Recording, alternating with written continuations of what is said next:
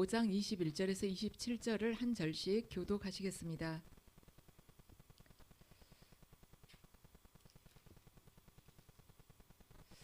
내가 너희 절기들을 미워하여 멸시하며 너희 성회들을 기뻐하지 아니하나니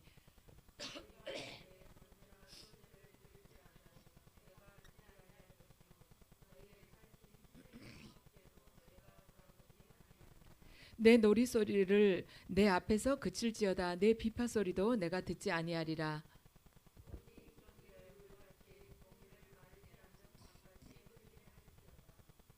이스라엘 족속아, 너희가 40년 동안 광야에서 희생과 소제물을 내게 드렸느냐?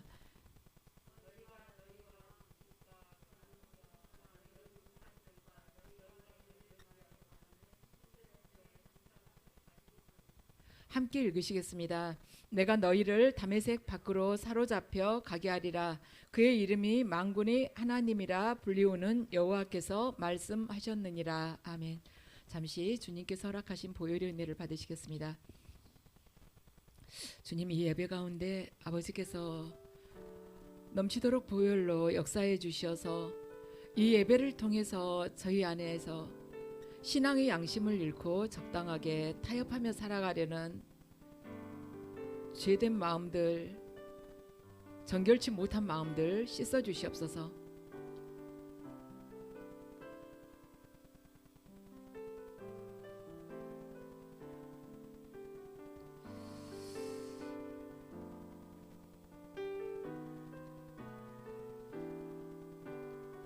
예배를 통해서 저희들 온전하게 변화되길 원하오니 믿음 생활하면서도 세상 속에서 온전하게 빛을 드러내지 못한 저희들이 부끄러움을 보게 하시고 오직 정의 위에서 담대하게 선포하는 자 되게 하시옵소서. 예수 그리스도의 보혈의 능력에 의지하여 선포하오니 적당하게 타협하고 세상 것을 사랑하게 하는 어둠의 영들은 모두 떠나갈지어다. 예수 그리스도의 보혈의 능력에 의지하여 선포하오니 가정의 문제를 붙잡고 있는 악한 영들은 모두 떠나갈지어다. 예수 그리스도의 보혈의 능력에 의지하여 선포하오니 자신도 모르는 사이에 바벨탑을 쌓고 있는 그 정결치 못한 그 신앙심을 붙들고 있는 어둠의 영들, 자신을 속이고 있는 악한 영들 모두 떠나갈지어다.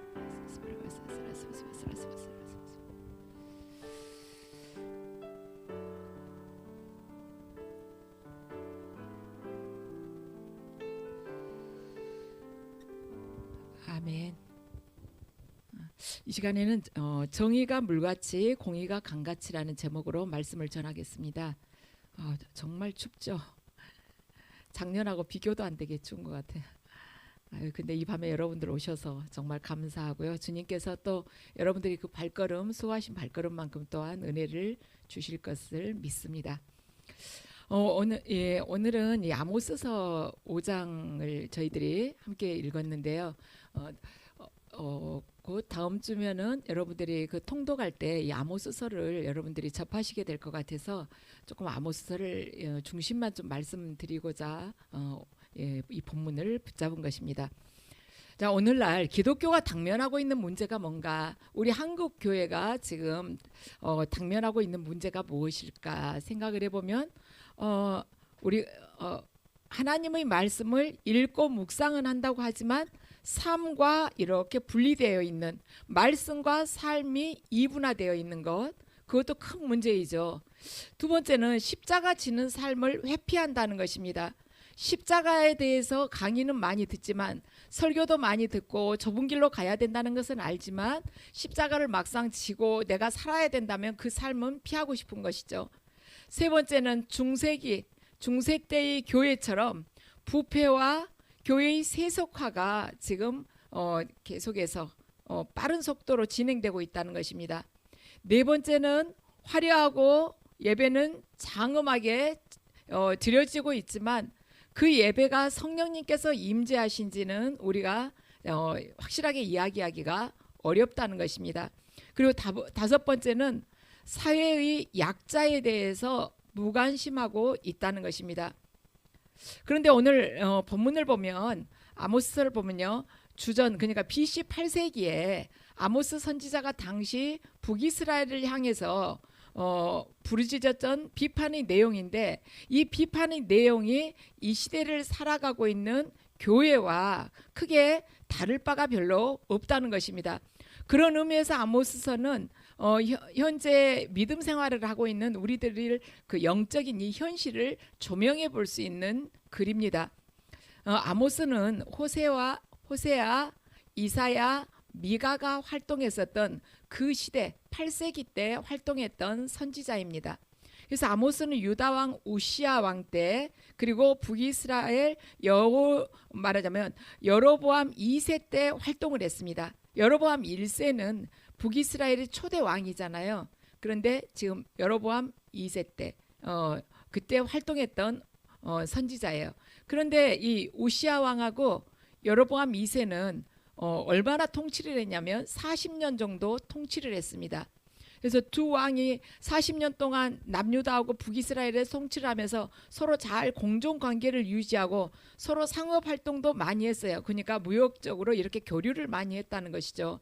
그리고 그때는 이집트나 아수르가 큰 힘을 갖지 못하고 자기 국내 일에 신경을 쓰느라고 이렇게 외세의 다른 나라를 그때는 침략을 하지 못하고 있을 때였습니다. 그래서 남유다와 북이스라엘이 굉장히 이렇게 말하자면 정치적으로도 평안했어요. 그래서 이전에 없었던 경제적인 부와 번영을 누릴 수가 있었습니다. 그리고 영토도 많이 확장할 수가 있었어요. 근데 아모스는요, 이 아모스서를 보면 드고아의 목자였다고 그래요. 자기는 뭐 부모가 선지자거나 뭐 그런 것도 아니다. 제사장도 아니고 그냥 드고아의 목자였던 나를 하나님께서 부르셨다. 근데 자기는 남유다 사람이라고 그럽니다. 근데 북이스라엘에 하나님께서 파송을 하셨어요. 하나님의 대변자로 북이스라엘로 이 아모스를 보낸 것입니다. 그래서 아모스서 전체 주제는 뭐냐면 오늘 본문이 그 24절입니다. 오직 정의를 물같이 공의를 마르지 않는 강같이 흐르게 할지어다. 아모스서 그 말하자면 1장에서 마지막 9장까지를 통틀어서 딱 주제를 이야기하자면 오늘 5장 24절이 아모스 전체의 주제가 꽉 집약된 말씀이라고 보면 되겠습니다.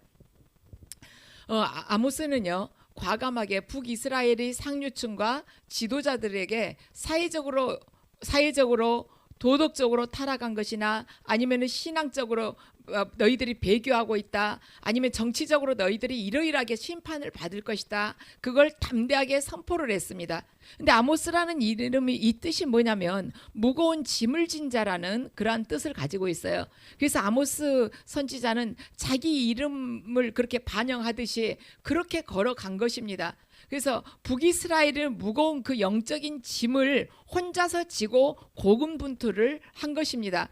그래서 유대 전승에 따르면 아모스는 북이스라엘의 그 말하자면 중심지인, 종교 중심지인 베델의 제사장이었던 아마샤, 북이스라엘 종교 중심지인 베델의 제사장으로 있었던 아마샤의 아들이 아모스를 막대기로 쳐서 죽였다고 전승에는 그렇게 기록이 되어 있습니다. 그런데 이제 그걸 성경에 써져 있지 않기 때문에 우리가 확실하게 이야기하기는 좀 곤란하지만 아마 아모스가 북이스라엘에서 박해를 당하다가 순교하지 않았을까 하고 생각을 해봅니다. 얼마나 많은 부를 이 아마샤가 누렸을까. 베델 북이스라엘 종교 중심지인 베델이 제사장으로 있었던 아마샤가 얼마나 부와 권력을 누리면서 살았을까.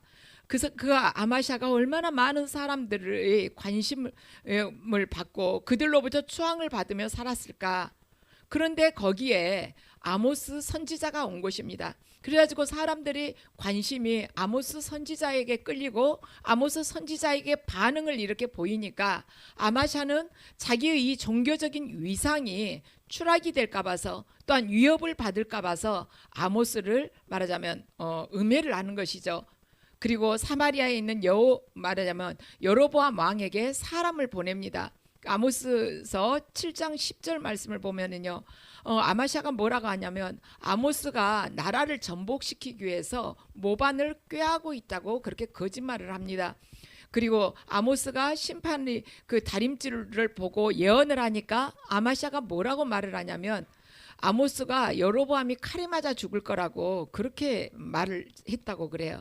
그런데 여로보암이 그 말을 들으면 아모스를 가만두겠습니까? 그렇게 봤을 때 아모스가 하지도 않은 말을 이 베델 제사장이 아마샤가 하는 것을 보았을 때 아마샤가 어떤 사람인가? 바로 하나님을 위해 존재하는 그런 제사장이 아니라 아마샤는 여로보암 왕을 위해서 존재하는 자, 또는 잘 보여가지고 어떻게든 그 자리를 끝까지 누리려고 하는 의용 제사장이었다는 것입니다. 없는 말도 만들어서 아모스가 왕이 칼에 맞아 죽을 거라고 이렇게 예언을 한다고. 이렇게 하면서 은근히 왕을 말하자면 보호해주는 척, 왕을 위하는 척 하면서 한 사람을 거꾸러뜨리고 자기가 그 사람을 딛고 서려고 하는 것이죠. 그래서 아마샤라는 사람은 제사장이면서도 자기의 필요에 따라서 누구든지 모함을 할 수가 있는 사람이었습니다. 그래서 자신의 경쟁자로 누가 도드라지게 이렇게 말하자면 눈에 띄게 일어선다 하면은, 보인다 싶으면은 거짓말을 해서라도 상대방을 매장시켜 버리려고 하는 바로 전형적인 사탄의 그러한 유형을 가진 자였습니다. 그래서 여기 보면은 그래요. 똑같은 말하자면 하나님의 뜻을 전한다고 하지만은 이 시대에도 그렇다는 것입니다. 자기의 사리 사욕을 위해서 예언을 가짜로 해가지고 상대방 안에 있는 뭔가 자기가 목표로 하고 있는 그것을 받아내려고 하는 그런 사람들, 하나님의 말씀이라고 그렇게 사칭을 하면서 현혹시키는 그런 예언자들도 의외로 많고, 은근하게 하나님의 뜻인 척하면서 그 사람을 자기의 휘하에 이렇게 놓고 여기서 떠나가면은 말하자면 저주받는다는 식으로 그렇게 은근하게 압력을 주면서 똑같은 말도 계속 들으면은 진짜처럼 이제 들려가지고 나중에는 떠나면 저주받으면 어떡하지, 그 눈에 보이지 않는 족쇄를 채워가지고 자기 휘하에 두면서 계속해서 그를 말하자면 일을 시키고 그의 수탈하는 그러한 과정을 하는, 양이라고 하면은 잡아가지고 털 깎고 가죽 벗기고 살은 살코기대로 먹고 그런 지도자들이 또한 간간히 있다는 것입니다. 그런데 그걸 보고 불의한 것을 보고 불의하다고 말을 해야 되는데 그렇게 외치지 못하면서 그냥 적당하게 타협하면서 자기 자리를 지키려고 하는 자들이 있다는 것이죠. 자신의 안위를 위해서 그냥 불의와 타협을 하고, 아니면은 내가 말하자면 진리를 선포했다는, 하나님께서 원하시는 그 정의를 그 자리에서 선포했다가는 이 자리가 흔들리고 이것마저도 빼앗길 것 같으니까 그냥 딱 침묵을 하는 경우도 있는 것입니다. 그래서 옳은 것을 옳다고 말하지 않는 것은 그것은 불의와 타협하는 것하고 똑같다는 것입니다. 람니 사이얼이라는 분은 1979년에 남아프리카 공화국에 계셨었습니다. 그런데 남아프리카 공화국 하면 우리가 제일 먼저 떠오른 사람이 누구예요? 떠오르는 분 있죠. 27년 동안 옥살이 한 분 있잖아요. 네.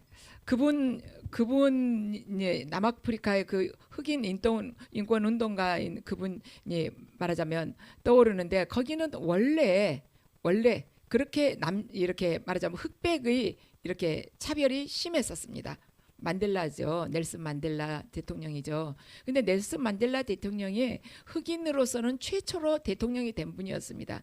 근데 어려서부터 흑인이 차별받는 것을 많이 보고 자랐어요. 그래서 거기서는요, 교과서에다도 그렇게 한대요. 백인들이 하는 것은 모두 다 옳은 것 같고, 그 교과서를 가지고 흑인들이 공부를 해야 되는데 흑인은 노예나 잘못한 사람으로 이렇게 많이 비유해 가지고 교과서에다도 이렇게 써놓는 거예요. 그런 걸 보고서 이렇게 교육받고 이렇게 자라왔는데, 이 사이얼 목사님이 거기서 남아프리카 공화국에서 백인들을 이렇게 데리고 성경 공부를 인도하기도 하고, 또한 흑인들을 또 따로 데리고 성경 공부를 인도하기도 하는데, 그 흑인들 데리고 성경 공부를 인도할 때 제임스라는 유대인 청년이 거기에 참석했었습니다. 거기서 흑인들 공부하는 거랑 백인들 공부하는데 거기에 이 제임스라는 청년이 이 성경 공부하기 위해서 참석을 했어요. 근데 이 제임스는 굉장히 적극적이고 진보적인 사람이었습니다. 그가 성경 공부에 참석하면서 은혜를 받게 되었어요. 그러던 어느 날 사이언 목사님에게 이야기를 했습니다. 저는 기독교인이 된다는 것에 대해서 자기가 자신이 없다고 이야기를 한 거예요. 그러니까 이 목사님이 기독교인이 된다는 것은 예수 그리스도의 부활을 믿는 것이다. 그리고 예수 그리스도가 우리 죄를 위해서 죽으셨다는 것을 믿으면 된다. 이걸 당신이 마음으로 받아들이면 기독교인이 될 수가 있는 거라고 이야기를 한 것입니다. 그러자 이 제임스 이 청년이 저는 다 믿습니다 그랬어요. 예수님의 부활도 믿고 또한 예수님께서 우리 죄를 위해서 죽으셨다는 거 그것도 믿습니다. 그걸 믿는 게 지금 저는 문제가 아니고 저는 저 백인 기독교인들처럼 살고 싶지가 그 백인 기독교인들처럼 그렇게 되고 싶지가 않는 것입니다. 이것이 제 문제입니다 하고 이야기를 했습니다. 그러니까 이 제임스 이 청년이 보았을 때 백인 기독교인들이 하나님을 사랑한다고 말은 하지만 또 찬양은 하지만 예배는 드리지만 구원받았다고 간증은 하지만 막상 흑백 이 차별에 대해서 흑인들이 인종차별을 받고 있고 흑인들이 학대받는 것을 보면서도 저것이 잘못됐다, 불의하다고 말 한마디 하는 사람이 없는 것을 보고 이 제임스 청년이 자기는 저 백인 기독교인처럼 되고 싶지 않다고 이야기를 한 것입니다. 그러면서 그 백인들이 자신들이 그 기득권 이미 남아프리카 공화국에서 백인 위주로 모든 사회가 이렇게 형성이 되면서 자신들이 적극적으로 원하지 않았지만 기득권층에서 백인 기득권층이 이미 이루어져 놓은 자신들이 권리를 포기하고 싶지 않아서 흑인들이 차별받는 것을 보고도 입을 딱 다물고 있는 거, 그걸 보고 이 제임스 이 청년이 회의를 느낀 것입니다. 그런데 지금 아모스 선지자가 하는 말이 그것과 전혀 다르지 않다는 것입니다. 이러한 것이 나한테는 없는가? 그 백인 우월주의 사상에 젖어서 흑인들이 차별을 받고 있지만은 자신들이 그 기득권을 놓치지 않기 위해서 뭐가 진리이고 뭐가 비진리인지 알고 지금 남아프리카 공화국에서 일어나고 있는 그 차별주의가 하나님의 뜻에 반하다는 것을 알면서도 성경 공부를 하고 있으면서도 단 한마디도 이거 지금 이 남아공에서 일어나고 있는 이 백인들이 흑인들 하고 있는 것은 잘못됐습니다 하고 단 한 명도 백인이 말하지 않는 것, 그러면서 적당하게 누리려고 하는 그 마음의 그 중심이 우리들에게는 없냐는 것입니다. 우리들은 그러지 않는가? 내가 현재 누리고 있는 지금 이것이 말하자면 정의는 아니에요. 이것이 하나님께서 원하시는 그 말하자면 하나님의 말씀에 합당한 건 아니지만 그 자리에서 은근히 누리려고 하는 것은 아닌가? 너무나도 이 세상에 이러한 것들이 만연해 있는 것입니다. 그렇지만 그걸 주일에 예배드리고 자기들 기도하고 또 성경 공부 모임 한다는 사람들이 그냥 그걸 묵인을 하고 지나가는 것이에요. 어느 러시아 사람이 자기가 이렇게 인터넷에 나와서 차별에 대해서 교수더라고요. 한국에 와서 지금 귀화해서 교수 생활을 하고 있는데 차별에 대해서 이야기하는 걸 제가 듣게 됐습니다. 근데 이분이 미국에서 공부할 때였습니다. 근데 이분은 이제 한국이나 이 중국이나 이런 데 대해서 별로 이렇게 말하자면 부담이 거리끼는 것이 없었어요. 그래서 동양인들하고도 친하게 지냈습니다. 근데 하루는 미국 학생들이 이제 이 말하자면 이 사람이 혼자 있을 때, 이 러시아인이 혼자 있을 때 와서 물어봤어요. 너는 어떤 사람들하고 친하냐? 그러니까 나는 이러이러하게 동양인들 친구들이 있다. 그래서 친하게 지낸다. 딱 그랬더니 그 미국인들이 우리는 너하고 친구 안 하겠다. 그러면서 네가 동양인하고 친하게 지내니까 우리는 너하고는 친구 안 하겠다고 그러면서 한순간에 그 사람들이 다 멀어져 버리더래요. 그런데 그 미국인들이 기독교라는 걸 전혀 모르겠습니까? 하나님을 전혀 모르겠습니까? 그 가운데는 하나님을 이미 부모 때부터 믿고 또한 지금도 교회 다니는 사람이 있지 않겠습니까? 예수 그리스도로부터 자기도 구원받았다고 믿고 있는 사람이 있지 않겠습니까? 그런데 삶과 말씀과는 이렇게 거리가 멀다는 것입니다. 그런데 우리도 그러지 않냐는 것입니다. 우리도 하나님을 믿고는 있지만 당연히 구제도 해야 되고 긍휼한 마음도 가져야 되고 항상 그 사람들 어려운 형편들 생각하면서 기도도 하고 이렇게 해야 되고 가까이 가서 또 뭐 힘든 사람들 도와줘야 한다고는 하지만 그때 뭐 일회성으로는 한 달에 한 번, 두 번 봉사 갈 때는 괜찮지만 그 웬 날에도 내가 가서 내가 스스로가 가까이 가서 그 사람들의 어려운 것을 이렇게 함께 돕고 그 힘든 과정 속에서 서로가 고통을 분담하려는 그런 마음이 나한테 있냐는 것입니다. 뭐 전혀 안 하진 않죠. 구제 헌금도 하고 선교 헌금도 하고 이렇게 하지만은 그때 할 때뿐이고 돌아서면은 옛 나로 돌아가지는 않는가 하는 것을 지금 아모스 선지자를 통해서 하나님께서는 우리 심령을 지금 두드리고 계시는 것입니다. 아모스 선지자가 당시 이스라엘을 향해서 엄하게 책망하고 있는 것은 하나님을 섬긴다고 말하는 너희가 어찌하여서 두로나 암몬이나 아니면 모압이나 에돔이나 블레셋이나 수리아 사람들하고 똑같은 일을 하고 있냐는 것입니다. 하나님께서 에돔이 서너 가지의 죄를 범하였은즉 내가 그들을 이러이러하게 심판하리라. 암몬이 이러이러하게 서너 가지 죄를 범하였은즉 내 보기에 서너 가지 죄를 범하였으니 내가 이렇게 책망하노라 하는 그런 사람들하고 너희들 왜 똑같은 일을 하고 있냐는 것입니다. 하나님께서 이 6개의 나라들이 하나님을 믿지 않는다 하고 그걸 심판하겠다는 것이 아니었습니다.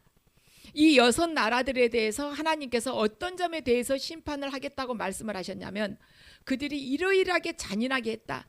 그들이 이렇게 비인간적이었다. 그것에 대해서 심판을 하신다고 하나님께서 말씀하신 것입니다. 그런데 하나님께서는 지금 아모스 선지자를 통해서 이렇게 말씀을 전하고 있는 것입니다. 내가 유다에 관해서 서너 가지 죄를 심판하겠다. 그것은 바로 유다가 율법을 어겼기 때문이다.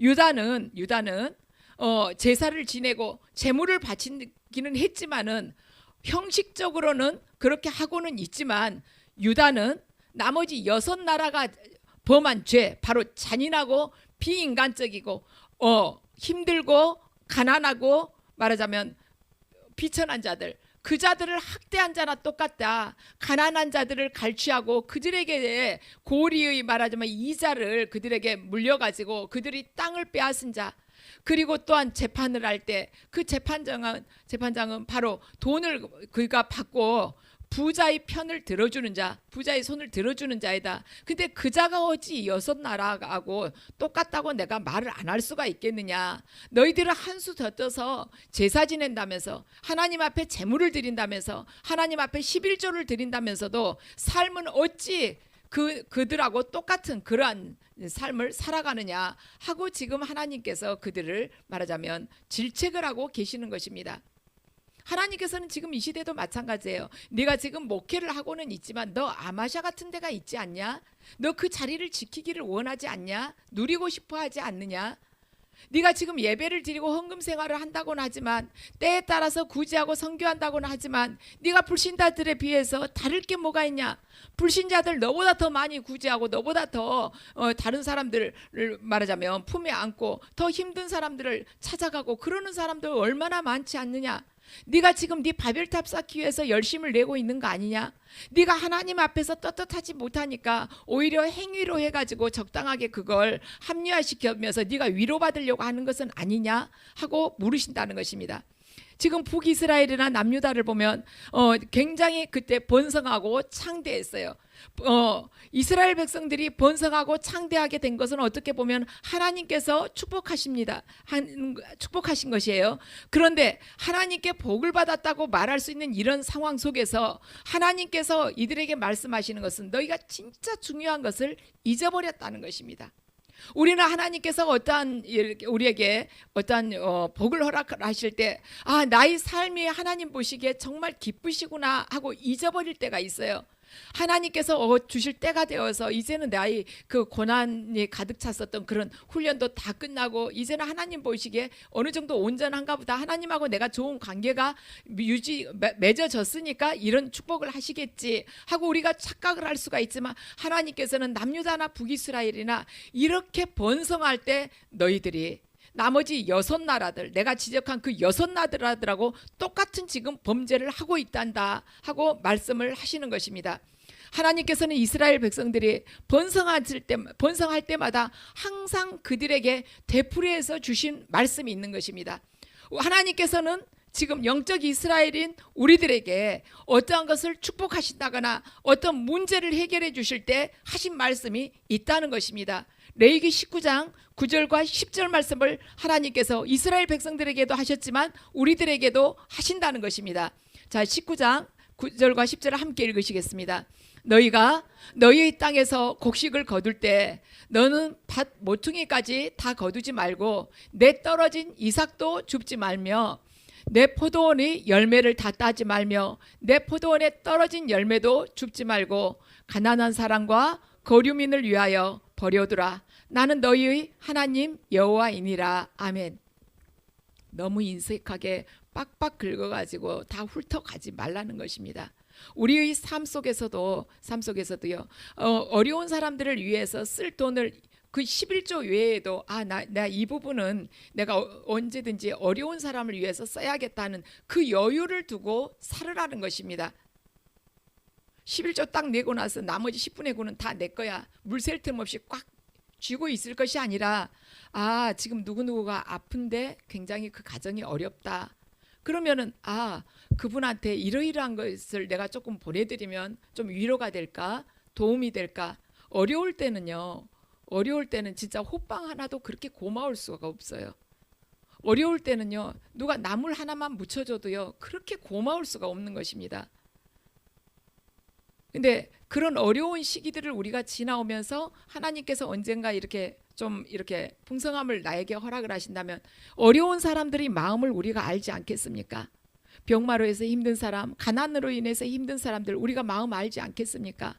그럴 때 그들에게 작은 위로라도 이렇게 우리가 하게 된다면은 굉장히 그 사람들은 삶 속에서 많은 용기와 위로를 받게 되는 것이죠. 내가 혼자가 아니구나. 그런 생각을 우리가 갖게 된다는 것입니다. 얼마 전에 어느 프로를 보다 보니까 그래요. 정말 힘든 사람이 내가 있는데 제가 아는 사람 중에 이제 질문을 하는 거예요. 제가 아는 사람 중에 정말 힘든 사람이 있어요. 혼자 있고 싶다고 그래요. 그래가지고 전화도 잘 받지도 않아요. 그러면 이럴 때 어떻게 해야 돼요? 하고 상담자한테 물어보는 것입니다. 그러니까 상담자가 뭐라고 하냐면 전화를 받던 받지 않던 전화해라. 문자라도 남겨라. 그 사람한테 당신 혼자가 아니다. 내가 있다. 내가 기도를 하겠다고. 그러면서 내가 당신을 지켜보고 있다고. 힘내.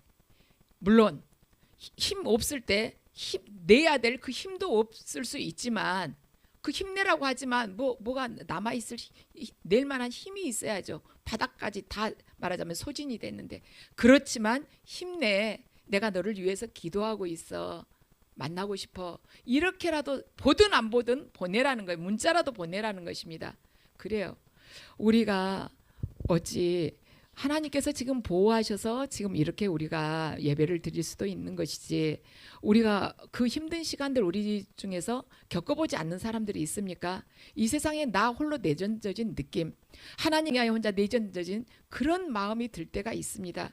근데 그럴 때 누군가가 그런 사람이 있다면 하나님께서는 하나님이 실제로 육을 입고 그 사람 앞에 나타날 수는 없지만 우리를 통해서 그 사람이 위로받고 하나님의 그 사랑을 느끼기를 원하신다는 것입니다. 그리고 풍성하신 그 하나님을 우리를 통해서 그 사람에게 말하자면 전해지기를 원하시는 거예요. 그래서 힘들 때 누군가가 옆에 힘들다는 걸 우리 그냥 알잖아요. 살아봤기 때문에 알지 않습니까? 작은 거라도 이렇게 준비해서 선물이라도 한달치 이렇게 마음의 위로가 된다면 얼마나 그 사람이 그 힘든 시간들을 딛고 일어서기가 좋겠습니까? 하나님께서는 그러세요. 약자의 것을 절대로 빼앗지 말고 그가 힘들 때 그에게 그를 딛지 말고 말 한마디도 함부로 하지 말라는 것입니다. 그래서 이스라엘에서는요 11조를 하더라도 3년에 한 번씩은 그것을 예루살렘으로 가져오지 말라고 했습니다. 그곳 곳간에다 쌓아두었다가 가난한 사람들에게 나누어 주어라. 그런데 이스라엘과 남유다가 이 언약을 무시를 해버린 것입니다. 솔로몬이 죽고 난 다음에 솔로몬의 아들 르호보암이 왕이 되었습니다. 르호보암이 왕이 되었을 때 이스라엘 백성들은 여로보암을 통해서 르호보암에게 사정을 했어요. 솔로몬이 왕으로 이렇게 있었을 때 저희들 너무나도 힘들었습니다. 우리는 그때 너무너무 고생했습니다. 왜 그러지 않았겠습니까?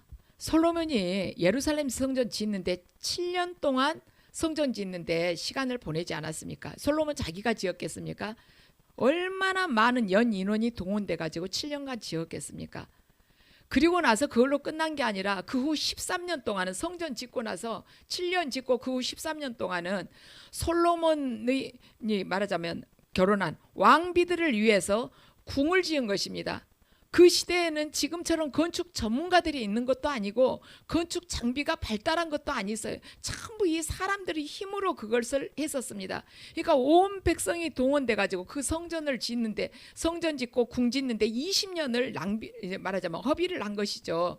그래서 백성들이 20년 동안 건축을 하면서 아주 허리가 휘었습니다. 그리고 가정도 안정이 되질 않았어요. 그래서 너무나도 힘들어서 지금 이제 르호보암한테 부탁을 한 것입니다. 여로보암을 통해서요. 우리 이제는 더 이상 노역 좀 시키지 말아달라. 그리고 세금을 이제는 너무 많이 걷지 말아달라. 부왕 때는 세금이 너무 많았었다. 우리 그거 말하자면 이렇게 성경 보면 나오잖아요. 하루에 뭐 양 몇 마리, 소 몇 마리 이렇게 잡아가지고 뭐 1000명이 이렇게 식사를 날마다 했을 때 오직 각 지파별로 얼마나 많은 재물, 말하자면 이 식사를 이렇게 하도록 하기 위해서 많은 것을 댔겠습니까? 얼마나 백성들의 허리가 휘었겠습니까?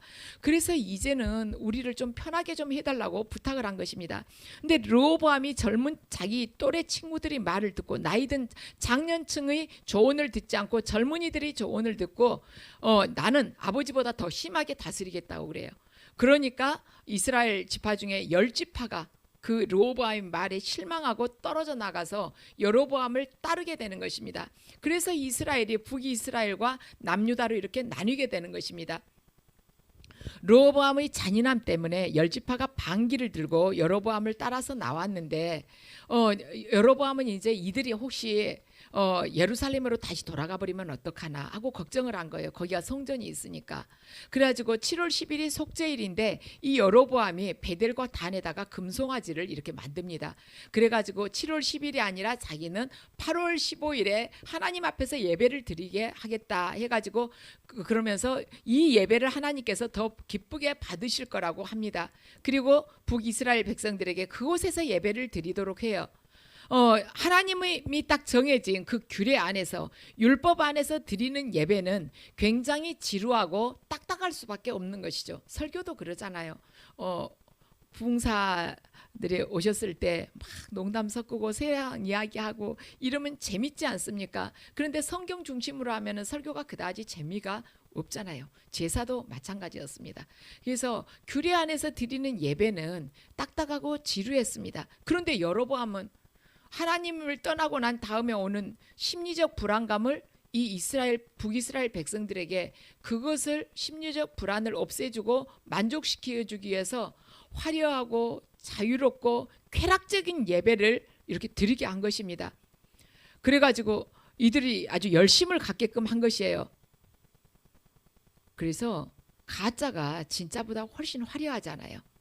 거짓말이 진짜보다 훨씬 더 무성하고 아주 매끄럽지 않습니까? 진실을 말하는 사람은 말 그렇게 많이 안 해요. 왜냐하면 어차피 진실인데 믿지 않아도 시간이 가면 다 진실은 밝혀지게 돼 있다 하고 별로 말 안 하지만은 거짓말하는 사람 아주 무성하지 않습니까?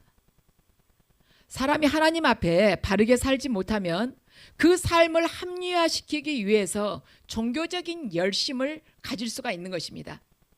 자신이 바르지 못하니까, 자신의 중심이 정결치 못하니까, 바르지 못하니까 종교적 열심을 가지고 그걸 메꾸려고 한다는 것입니다.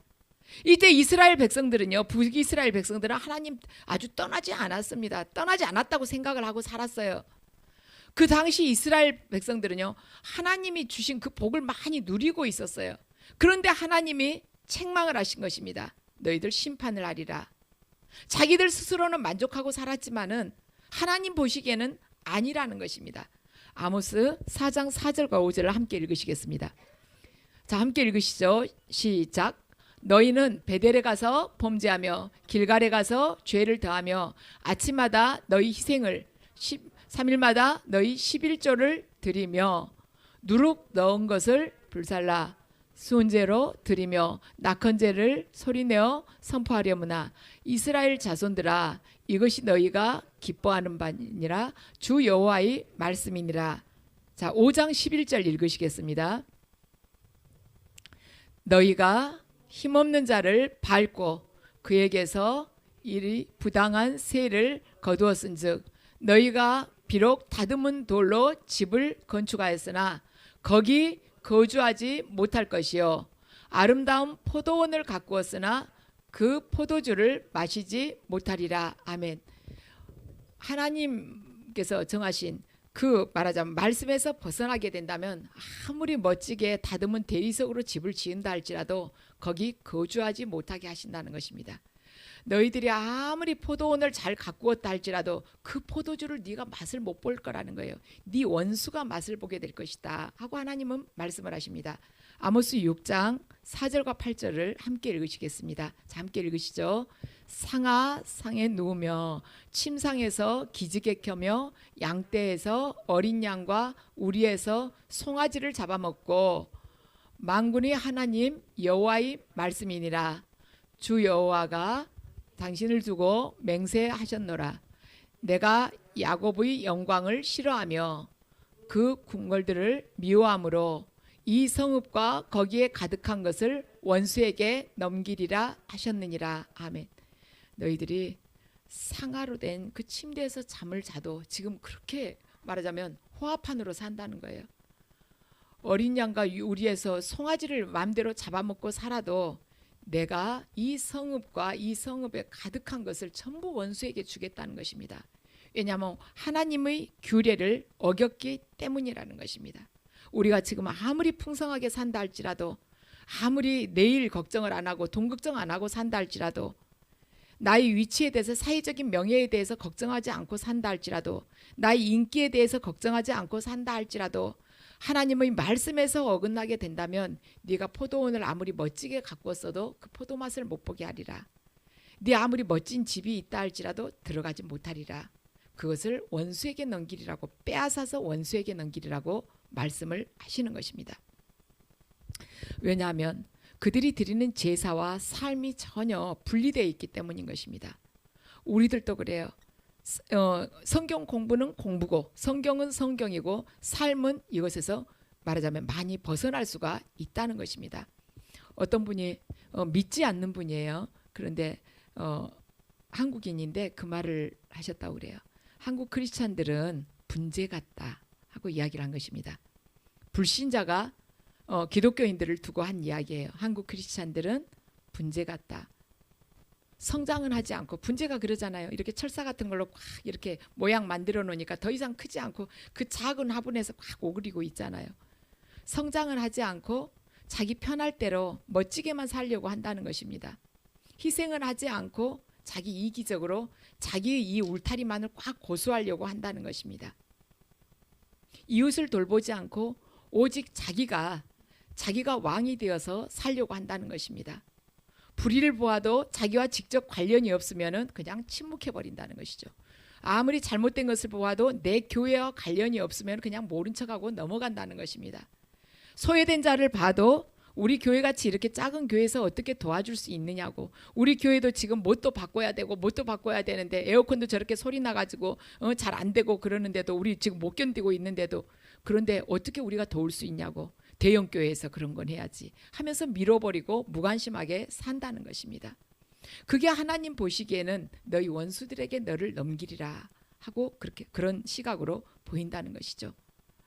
하나님께서 한국 교회를 축복하셨다고는 막 이야기는 하면서도 교회 건물을 더 멋지게 더 크게 지으려고 한다거나, 또한 교회 건물 짓고 나면 그 다음에 교육관 지으려고 한다거나, 그 다음에 교육관 짓고 나면 수양관을 짓는 데다 돈을 쓴다거나, 그러고 나서도 돈이 남으면 또 교회 건물을 사가지고 남한테 임대를 내가지고 거기서 월세를 받고 있다거나, 이러한 것들이 하나님 보시기에는 아주 악하다는 것입니다. 너에게 있어서 그 여유가 있으면 어려운 자들 보이지 않냐? 헐벗는 자 보지 않냐? 굶주려가지고 굶어 죽었다는 그 젊은 청년들 소식 듣지 않냐? 그 힘들어가지고 전전긍긍하고 있는 그 어려운 사람들 소식 들리지 않냐? 병이 들었지만은 치료비가 없어가지고 낫지 못하고 있다는 그러한 말하자면 안타까운 소식들 들리지 않냐? 그런데도 너는 건물만 늘리고 싶냐? 이런 말씀이라는 것입니다. 너 지금 네 교회에서 네 자리만 꼭 그렇게 붙들고 있고 싶냐? 이렇다는 것이죠. 목회자들도 마찬가지예요. 교회에서 누리려고 한다는 것입니다.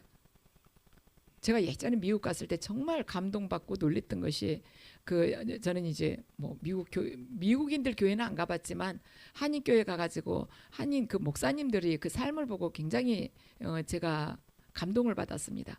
여기서는 목사님들 하면은 성도님들이 목사님들 위주로 이렇게 목사님들 아무래도 더 챙기고 하잖아요. 그리고 힘든 일들은 성도님들이 많이 하시려고 그러죠. 그런데 거기서 목사님들이 거의 섬기면서 정말 심부름꾼처럼 그렇게 하시고 식사하면 남자 목사님들은 또 식사할 때 같이 배식하고 이런 걸 보고 정말 제가 참 저 낮은 모습을 하나님께서 원하실 텐데 하는 그런 생각들이 들었습니다. 그러면서 한국 교회는 좀 바뀌어야겠다. 한국 교회는 신방을 가든 아니면 밖에서 성도를 만나든 성도들이 식비 내고 신방을 가도 그냥 목사님한테 어떻게든 많이 차려가지고 그냥 상다리 부러지게 얼마 전부터 메뉴 써가지고 연구하고 본인 식구들은 한 달 내내 해도 그 음식 챙겨가지고 드시지도 못하면서 목사님 한 번 오셨다고 그냥 진수 성찬을 차려놓고 그렇게 뭐 1년이 가도 그런 음식 안 하면서 그러한 대우를 받는다는 것이 하나님 보시기에는 얼마나 가증스러울까. 북이스라엘이 제사장 같겠구나 그런 생각이 들었었습니다. 우리가 종교 생활을 한다면서 신앙생활을 한다면서 정의가 물같이 공의가 강같이 우리의 삶을 통해서 그거 흘러나가지 않는다면 그리고 불의에 저항하지 않는다면 우리가 믿음 생활을 할 이유가 뭐가 있겠습니까? 하나님하고 어떻게 올바른 관계에 있다고 할 수가 있겠습니까? 우리가 어떤 곳이든지 세상 어디에 있든지 우리가 정확하게 빛을 온전하게 바란다면 반드시 어둠이 불편해하면서 바뀌든지 아니면 우리와 대적하는 관계가 되든지 할 것입니다. 그런데 우리가 빛을 제대로 말하자면 발하지 못하기 때문에 공의로움을 우리가 선포하지도 못하고 정의가 우리를 통해서 흘러내려가지도 못하고 있기 때문에 이 어둠들이 악들이 그대로 있다는 것이죠. 너무 편안하게 있다는 것입니다. 근데 하나님께서는 그 자리에 가서 아모스 선지자처럼 외치라는 것이에요. 우리의 삶 또한 먼저 변화되고 외치라는 것입니다. 그리고 절대로 타협을 하지 말라는 것입니다. 그리고 너한테 내가 어떠한 것을 축복한다 할지라도 절대로 가난한 자 잊지 말아라. 소외된 자 잊지 말아라. 사회적으로 차별받는 자들 그 자들 잊지 말라는 것입니다. 베풀으라는 거예요. 11조 냈다 헌금 냈다 해서 너 그달 할 일 다 끝난 것이 아니다. 가난한 자를 위해서 일부를 항상 떼어놓고 힘들고 어려운 자들 보면 언제든지 베풀 수 있는 그 여유의 그 주머니 그 지갑을 따로 두라는 것입니다. 이러한 삶을 살아갈 때 하나님께서는 우리를 한없이 축복하실 것입니다. 그래서 저와 여러분 모두가 저와 여러분 모두의 그 삶이 정의가 물같이 공의가 강처럼 흐르는 그 삶이 되시기를 주님의 이름으로 축원합니다.